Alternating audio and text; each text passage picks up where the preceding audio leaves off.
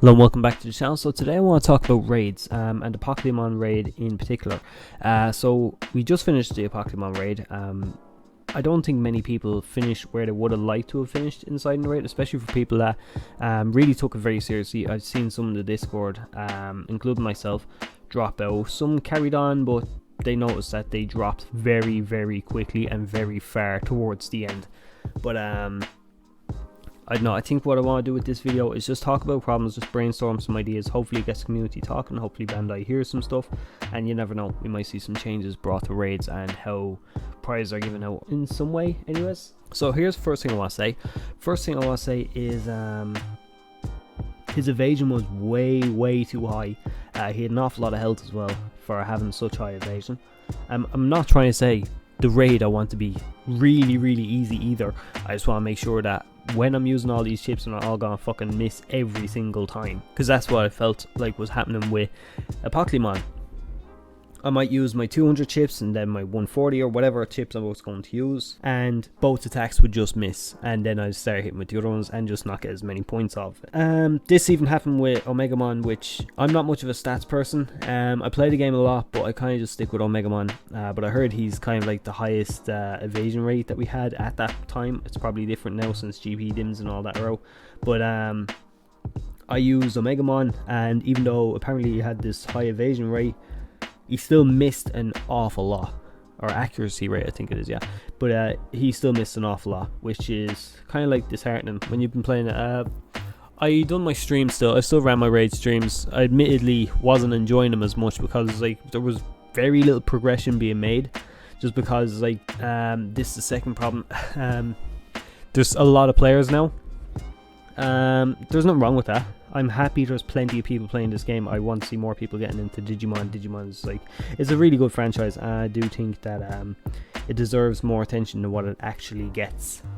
So I am happy to see that there's more people to come along and play and enjoy the game now as well.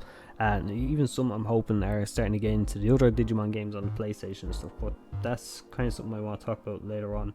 At the moment, what I want to say is that there's so many people coming, and we're going to see more people in October as well, because of the release of people are waiting on their Digivice V and VB that was ordered way back when. So there's a lot of people waiting on a lot of devices, and as soon as they get them next month, in a couple of weeks actually, for when the next raid starts, the next raid is going to be even more impossible to be able to keep up. I like that it's driving a competitive nature to the game. I mean, last raid felt so much more competitive than the couple of raids before, and every raid has gotten a lot more competitive as well. I've noticed that myself. People tend to struggle to stay where they are, and that's why, you know, obviously players that can play more time or whatever, or get to do more stuff, they're gonna be top. And that's fair. I mean, people are dedicating their time to the game, they deserve to be where they are. But here's my solutions to that small problem. The first one I don't like, and I hope that we don't end up seeing it, but I'm throwing it there as an idea because it's not just my opinions matter, everyone else's opinions matter, and other people might like to see this because it might benefit them. The first one I want to talk about is separating servers. So we have an English server, we have I don't know, like an Asian server, a Japanese server, stuff like this, and that will separate the game up a lot more. It makes climbing the leaderboard an awful lot easier for a lot of people. Like it says, this doesn't benefit me to do that because I like to do my raid streams, and a lot of my subscribers come from a lot of different countries. I enjoy talking to other Digimon fans around the world, and my raid streams really help me getting to do that. Which means I probably won't get to do raid streams on such a wide kind of to a wider audience, I suppose, which would be a shame for me. But like it says, it's not about me, it's about other people enjoying the game. And if that helps other people enjoy the game, well, fair enough. Do you know, that's what Bandai should probably do, do you know? The other thing that could be done is kind of like move the goalposts, you know, so change the bracket for each prize. So instead of having like the top 1,000 get the top 1,000 gets capsules, top 4,000 get the skin, move it back a bit, make top 2,000 make the get a capsule, and maybe make the top like 6,000 get a skin. But then again, that's giving a lot of people a prize. and I don't know if Bandai really want to do that, and I'm not sure if like top players that really dedicate a lot of their time would want to see that either. I'm speaking at more of a point of like, I just don't have time to play the game. As often as I play the game, when I can, I play it an awful lot. I just don't see me getting that time without, like, even with dedicating all my time that I have, I don't see me getting to compete properly as much as I'd like to get those higher scores. And I think a lot of people around the world are probably feeling the exact same, and it's just gonna drive people away from the game as well. People can't win, they're not gonna get prizes even though they're putting all this time in. They're just gonna stop playing. So I don't know. I think that's one thing that Bandai could do. And the last one, this idea was brought to me by Toon, is they could introduce like a point system. Just have like, you need to accumulate maybe 3 million points or whatever to get the capsule. Do you know?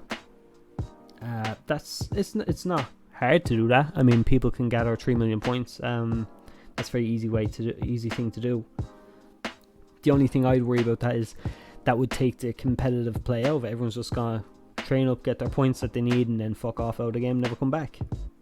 So I think to add to that, they could also add a leaderboard on top of the point system, and then that way people can compete as they want and get their points, then jump out if they want, then leave the more competitive people kind of sit there and play, and they can get their capsules by, I don't know, they get an extra 2 capsules or an extra capsule just for staying above so much numbers or whatever. If you're like over the 1,000 then or something, you get an extra capsule. If you're over top 100, you can get 2 capsules or something. I don't know, something like that anyway, something similar. It's just me throwing ideas, see what everyone else can think of, you know. But yeah, I don't think they're too far out of the ballpark of what Bandai would like to do or could do. At the end of the day, they want to get as many people to play the VB as possible. I think if raids continue like the Pokemon raid did, not many people are gonna want to stay around, which means not many people are gonna buy new dims, and the VB will just fall off. But that's just my opinions. I just want to see what everyone else thinks. Just get the ball rolling, see what other ideas everyone else thinks of. But yeah, and I'll leave it at that. Thanks very much for watching or listening, I suppose. But yeah, I'll see you again. Also, please, if you can, just hit subscribe, like, all that good shit, and I will see you then. Help me out a lot. Bye bye.